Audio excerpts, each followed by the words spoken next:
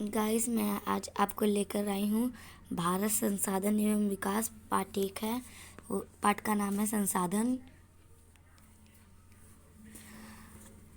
यहाँ पे आप अपने दैनिक जीवन में घर और आसपास पानी, रिक्शा, साइकिल, बस, पुस्तक, कुर्सी, घरों में बिजली, पंखा आदि अवश्य देखते होंगे।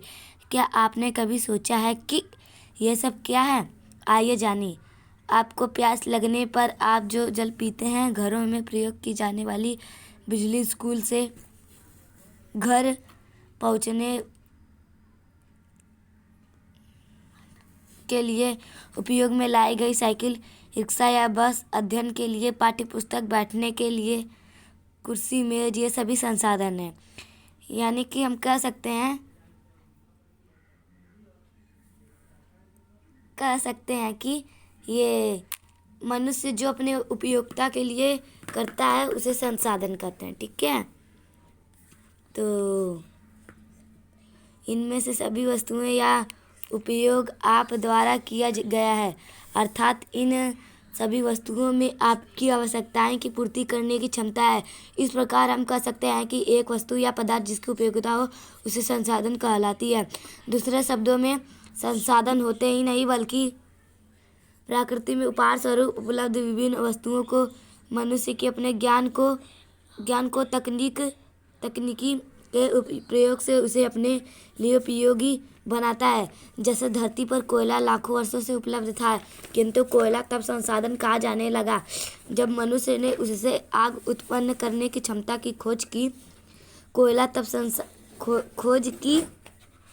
खोज की कुछ संसाधनों का आर्थिक मूल्य होता है, जबकि कुछ संसाधनों का आर्थिक मूल्य नहीं होता है। हाँ भाई गैस, सही बात है।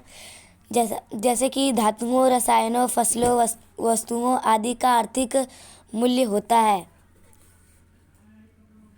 कहाँ है? यहाँ पे। किंतु ये सभी संसाधन हैं। संसाधनों के प्रकार, सामान्यतः संसाधनों की प्राकृतिक, मानव निर्मित और मानव संसाधन के रूप में वर्गीकृत किया गया है। संसाधन को 3 भागों में बांटा गया है। पहला प्राकृतिक संसाधन, दूसरा है मानव निर्मित संसाधन और तीसरा है मानव संसाधन। यहाँ पे प्राकृतिक संसाधन में जल, सूर्य का प्रकाश, खनिज पदार्थ, वन, मृदा, मिट्टी आदि। और मानव निर्मित संसाधन में घर, सड़क व पुल, विद्यालय, अस्पताल, मशीनें, बांध, कारखाने आदि। और यहाँ पे मानव संसाधन और डिंचुक। प्राकृतिक संसाधन, ऐसे संसाधन जो प्रकृति से मानव को उपहार स्वरूप मिले हैं, जिन्हें मनुष्य बिना किसी संशोधन के ही उपयोग करता है, प्राकृतिक संसाधन कहलाते हैं। इन्हें पर्यावरण से सरलता से प्राप्त किया जा सकता है। क्या आप भी कुछ ऐसे प्राकृतिक संसाधनों के नाम बता सकते हैं? प्राकृतिक संसाधन में सामान्यतः नवीकरणीय और अनवीकरणीय संसाधन में वर्गीकृत किया जा रहा है। नवीकरणीय संसाधन, रिन्यूएबल रिसोर्सेज, ऐसा संसाधन जो प्रकृति में असीमित मात्रा में उपलब्ध है, जिनकी प्राकृतिक प्रक्रियाओं द्वारा या मानव द्वारा निर्मित नवीकृत होगा अथवा पुनः पूरित किया जा सकता है। नवीकरणीय संसाधन कहलाते हैं। सूर्य प्रकाश, पवन, वायु आदि कभी न समाप्त होने वाले संसाधन है, अतः इन्हें अक्षयशील संसाधन यानी कि नेक्स्टेबल रिसोर्सेज भी कहते हैं। ये पृथ्वी पर असीमित मात्रा में उपलब्ध है। मनुष्य इनका उपयोग चाहे जितनी मात्रा में करे, इनकी मात्रा पर कोई विशेष प्रभाव नहीं पड़ता। यद्यपि मानवीय क्रियाकलापों से ये संसाधन अनुपयोगी यानी कि अनयूसेबल हो सकते हैं। जैसे वायु प्रदूषण से हमें सांस लेने में कठिनाइयाँ होती हैं। कुछ प्राकृतिक संसाधन मानवीय प्रयासों से भी उत्पन्न होते हैं। जैसे पौधों को लगाकर हम वन संसाधन को बढ़ा सकते हैं। अनवीकरणीय संसाधन, नॉन रिन्यूएबल रिसोर्सेज, ऐसे प्राकृतिक संसाधन जो भूतकाल से निर्मित हुए तथा जिनका भंडार सीमित मात्रा में है, अनवीकरणीय संसाधन है। इन संसाधनों का एक बार उपयोग कर लेने के बाद इन्हें पुनः प्राप्त नहीं किया जा सकता। प्रकृति में उपलब्ध धातुओं और जीवाश्म ईंधन, कोयला, पेट्रोलियम, प्राकृतिक गैस अनवीकरणीय संसाधन है, क्योंकि ऐसे संसाधन के पुनः निर्मित होने में हजारों वर्ष लग जाते हैं, जो कि मानव जीवन की अवधि में बहुत अधिक है। इसलिए ऐसे संसाधनों का संरक्षण बहुत आवश्यक है। नहीं तो भावी पीढ़ी के लिए ये उपलब्ध नहीं हो सकेंगे। यह पे गाइस लिखा है, इन्हें भी जानिए। कुछ संसाधनों की प्राप्ति सभी जगह होती है, उन्हें सर्वव्यापक संसाधन कहते हैं। ऐसे सूर्य प्रकाश एवं वायु, जबकि कुछ संसाधन किसी विशेष क्षेत्र में ही पाए जाते हैं, उन्हें स्थानीय संसाधन कहते हैं, जैसे धातुएं, उपजाऊ भूमि आदि। तो गाइस यहाँ पे मानव निर्मित संसाधन है। जब प्रकृति में उपलब्ध किसी पदार्थ का मूल रूप मानव द्वारा अपनी उपयोगिता के आधार पर बदल दिया जाता है तो वह मानव निर्मित संसाधन कहलाता है।